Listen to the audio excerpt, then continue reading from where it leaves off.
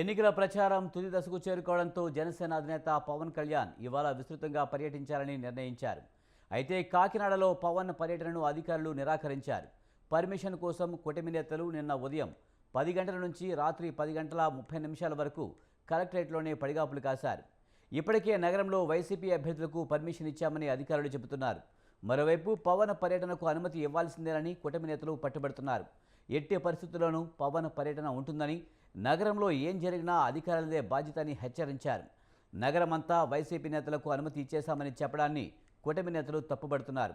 తాము వారం రోజుల క్రితమే అనుమతి కోసం దరఖాస్తు చేశామని, అయినా తమ దరఖాస్తును పట్టించుకోకపోవడంపై వారు ఆగ్రహం వ్యక్తం చేశారు. ఇదే అంశంపై మరింత సమాచారాన్ని మా ప్రతినిధి నవీన్ రాజ్ అందిస్తారు. రాష్ట్రంలో ఎన్నికల ప్రచారం అయితే ముగుస్తుంది. ఈ నేపథ్యంలో కాకినాడలో అయితే కనుక పవన్ కళ్యాణ్ పర్యటనకు సంబంధించి ఇప్పటికే తెలుగుదేశం, జనసేన, బీజేపీకి సంబంధించిన నేతలు అయితే కనుక జిల్లా కలెక్టర్కి అయితే అనుమతి అయితే కోరినప్పటికీ ఎన్నికల ప్రచారానికి ముగుస్తున్న నేపథ్యంలో కూడా ఎన్నికల ప్రచారం నిమిత్తం బహిరంగ సభ నిమిత్తం అయితే కనుక ఇచ్చిన అనుమతికి సంబంధించి అయితే కలెక్టర్ అయితే ఏ విధమైన సమాధానం చెప్పడం లేదు.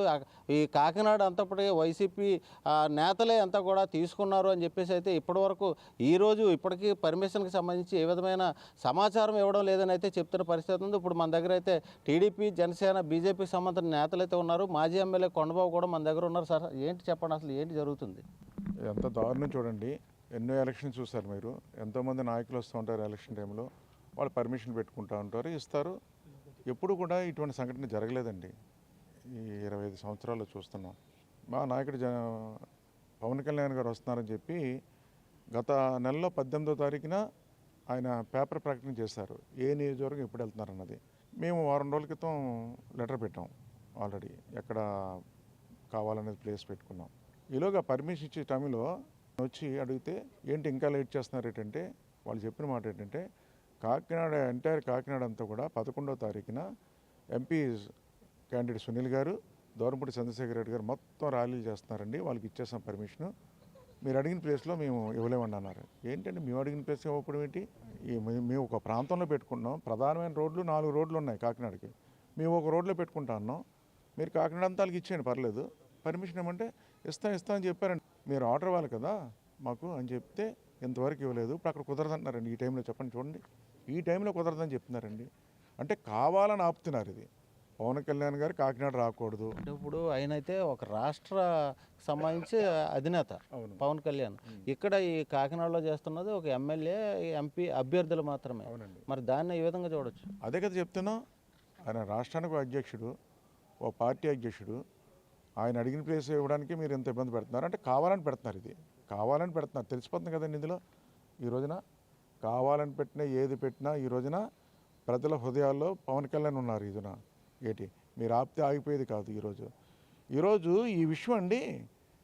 ఈరోజు మేము ప్రచారానికి వెళ్ళాము ఒక ప్రాంతానికి. ప్రచారానికి వెళ్ళి పవన్ కళ్యాణ్ పర్మిషన్ ఇవ్వలేదు, నేను అక్కడికి వెళ్తున్నాను, ఈ ప్రచారం ఆపుతున్నాను, వెళ్ళాలి, ఇది టైం అయిపోతుందని చెప్పేసి అక్కడ జనాలందరికీ చెప్పొచ్చానండి.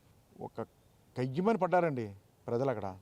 ఏంటి పవన్ కళ్యాణ్ గారి పర్మిషన్ ఎవరా కాకినాడ రావడానికి? ఏంటి దుర్మార్గం, ఏంటి సీరియస్ అవుతున్నారండి. అంటే బాధ, ఆవేదన వ్యక్తం చేస్తున్నారు ప్రజల్లో. అంత ఆవేదన ఉంది.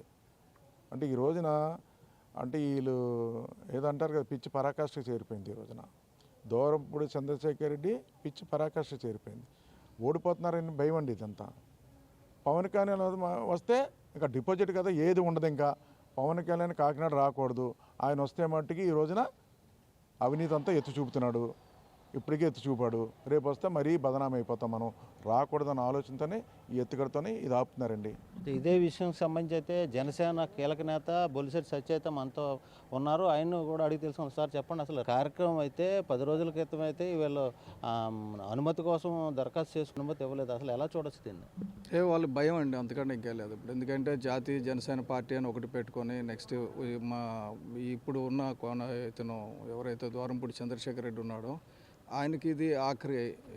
అంటే ఇదివరకు కూడా పవన్ కళ్యాణ్ గారు 2014లో ఇక్కడ వచ్చారు, కొండబాబు గారు గెలిచారు.